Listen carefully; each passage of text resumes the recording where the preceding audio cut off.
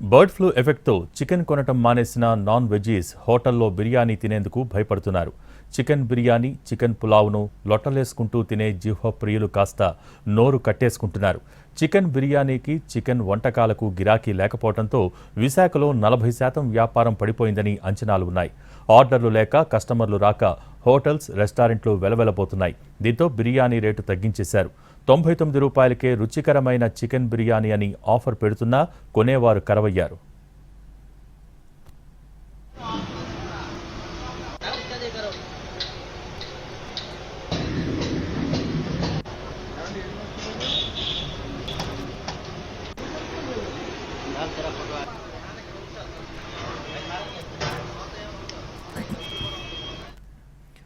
Bird flu భయంతో chicken బిర్యానీకి sales పడిపోవడంతో హోటల్స్కు orders తగ్గిపోవడానికి సంబంధించి మరింత సమాచారం మా ప్రతినిధి రవిచంద్ర అందిస్తారు.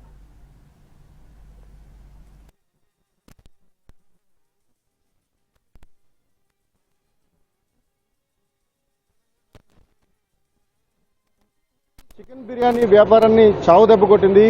చికెన్ మీద ఉన్న టెన్షన్తో సాధారణ కొనుగోలుదారులందరూ కూడా బిర్యానీకి దూరమైన పరిస్థితి కనిపిస్తోంది. విశాఖ నగరంలో ఒక్కొక్క షాప్ దగ్గర రోజు జరిగే వ్యాపారంలో 60% మాత్రమే జరుగుతుందని వ్యాపారులు చెప్తున్నారు. ప్రస్తుతం నేను ఒక బిర్యానీ తయారీ కేంద్రం దగ్గర ఉన్నాను. సహజంగా ఇక్కడ భారీ ఫ్లోటింగ్ ఉంటుంది. రోజు 100 మంది లైన్లో నిలబడి బిర్యానీని తీసుకెళ్లే పాయింట్ ఇది. ఇలాంటి చోట కూడా 60% మాత్రమే వ్యాపారం జరుగుతుంది. ప్రస్తుతం మన దగ్గర షాపు యజమాని ఉన్నారు.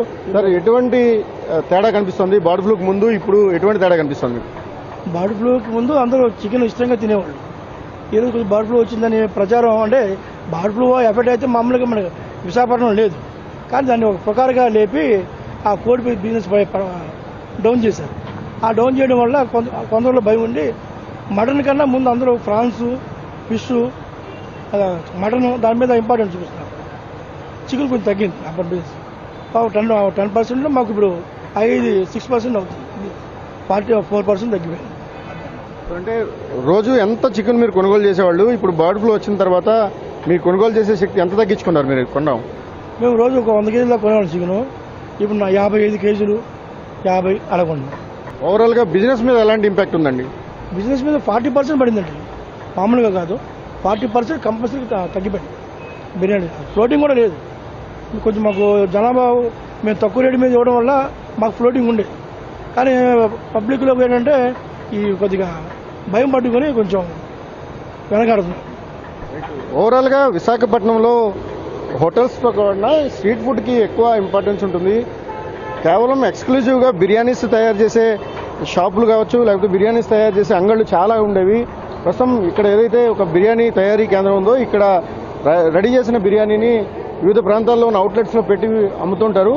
ఈ బిర్యానీకి సంబంధించి ఏదైతే చికెన్ వినియోగం ఉంటుందో, చికెన్ వినియోగం బర్డ్ ఫ్లూ వచ్చిన తర్వాత, ఆ ప్రచారం మొదలైన తర్వాత బాగా పడిపోయింది నిర్వాహకులు చెప్తున్నారు. మరోవైపు సేల్స్ లేక కారణంగా ఏదైతే చికెన్ మార్కెట్స్ ఉంటాయో, చికెన్ మార్కెట్స్ కూడా వెలవెలబోతున్న పరిస్థితి.